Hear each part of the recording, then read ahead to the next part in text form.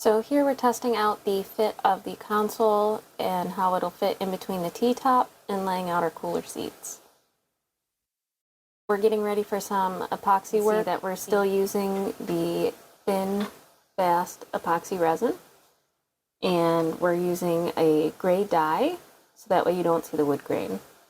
So here you can see that we have the fiberglass laid out on the inside, and we have taped the edges to make sure the epoxy doesn't spill out between the cracks. Because this is just screwed together at this point, and that's the only fasteners we used. It's not sealed in any way, it's not caulked in any way. We're using the fiberglass and epoxy to seal this. So we have all of the edges taped, and we're ready to epoxy and fiberglass the inside. So here's the start of it. You can see that we have a lot of epoxy and fiberglass. So we need to do one side, let it sit, then do another side, and let it sit, so that way we don't have any major drips or runs. So this took quite a while to get all of the sides and shapes done, but it came out really good.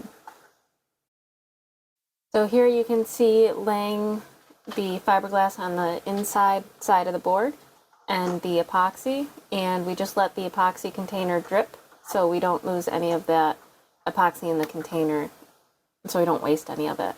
So next this is going to get rolled out, and then we're going to be almost done with the inside. So for the outside edges, we use tape to kind of make a little pool for the epoxy to sit on, because we wanted it to be a little bit thicker and we wanted it to have a nice smooth finish. So we taped all the edges in order to really contain all of the epoxy on that layer and let it level out.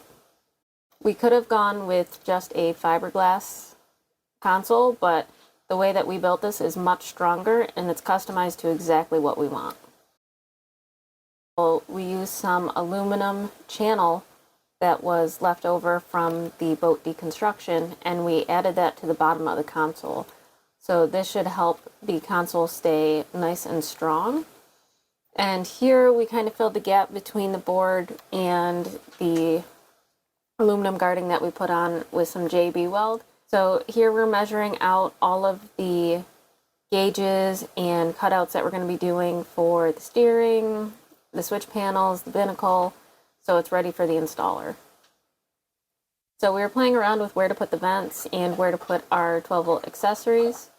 And you can see we have a lot of gauges outlined. We moved things around a little bit, but I think we came up with a good design overall. So here we have the Garmin fish finder, and you can see the original windshield on the console as a test fit right now.